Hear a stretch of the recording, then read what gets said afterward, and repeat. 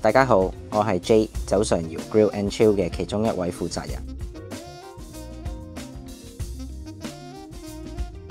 1年前我哋見到個都北上消費，感覺香港 overall 冇以前咁旺，特別係一到假日，條街同啲餐廳亦都明顯少咗好多人，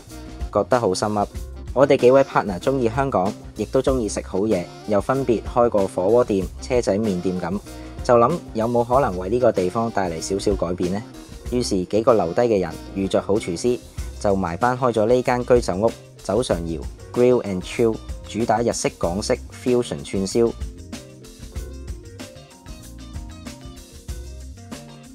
今時今日喺香港做飲食揀鋪位，最好梗係人流旺，有啱嘅客源，有牌照，現成裝修，業主有商有量啦。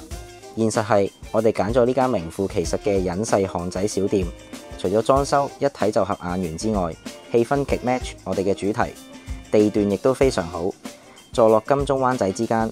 有上班族有附近街坊隨時過嚟無拘無束咁放鬆下。雖然佢唔喺正大馬路，但事實證明，只要啲嘢係好食有特色，一樣可以吸引到人流。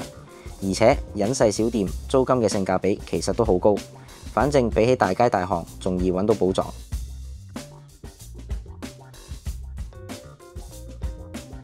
當初係一位行家介紹我師兄嚟嘅，佢數口好好，話 Rent Smart 幫到小店，一方面租新鋪俾兩岸一上可以先碌卡後找數，賺埋 cash flow；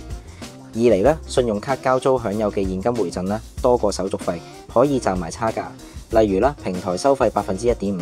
但係信用卡提供6到10%現金回贈呢，就淨賺4.5到8.5%，可以話無本生利。就係咁，我學叻咗。打算開鋪創業嘅你，即刻聯絡我哋嘅專業團隊，幫你揾心水筍盤，同埋記得用埋 Rent Smart 交租，唔好錯過佢哋嘅優惠同埋所有回贈啦！